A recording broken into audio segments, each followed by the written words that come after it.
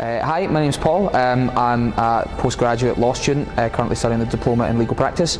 I graduated with a law degree in 2014. I've been debating since about 2006, so I started at school level and I've carried it all the way through to university, and I'm presently the convener of debates at Glasgow University Union. Hi, my name is Lewis Grant. I'm a third year history and politics student. I'm a senior speaker at the Glasgow University Union and I've been debating since fourth year at school. Public speaking never necessarily came naturally to me. It was something that I just kind of got involved with at school and had been persuaded to by my English teacher, and basically gave it a go, and as I practiced and debated more, I got into the sort of frame of mind and essentially learned how to do it. So it comes more naturally now, but at the start it was just something I had to practice.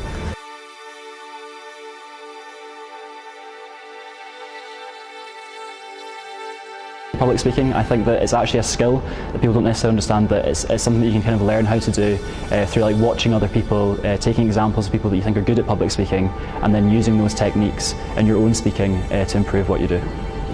I don't really know how much you can say that someone's got a natural talent for it, but it is something that helps, definitely. If you've done your preparation and you practice at it and you stand up and present it confidently, then there's no reason why anyone couldn't do it.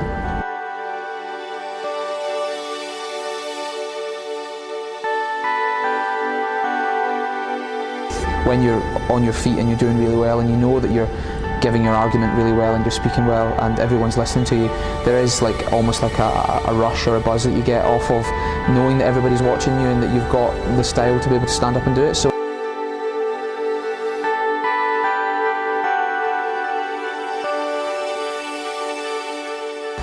in terms of advice that I would give the community speakers would be to research the topic as far as possible, get to know it, know their way around what it is they want to say, and when they stand up to do it, just present it as clearly and as an orderly a fashion as possible.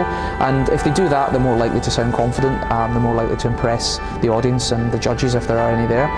So that's the advice that I would give to them or anyone that would be looking to give a speech.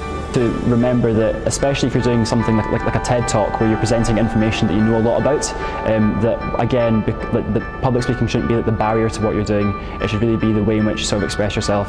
To remember that ultimately people want to listen to what you're saying and they want to hear what you're doing. Just stay calm, and if you do get nervous, remember that everyone always gets nervous. It doesn't mean that you're not going to be good at public speaking, and people accept to an extent that people are going to be nervous anyway. And just sort of stand up and be yourself and try and enjoy it as much as possible. I always just sort of close my eyes, sort of focus on my breathing, try and make sure my heart rate's not too fast, because quite often when you stand up you always speak a lot faster because of the nerves than you would normally, which is sort of negative for your presenting style.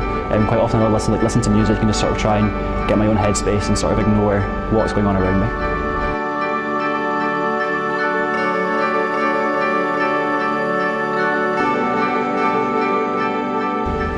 Wednesday, 4th of February at 5:30, come along to Glasgow University Union, the debating chamber, to hear our community speakers auditions.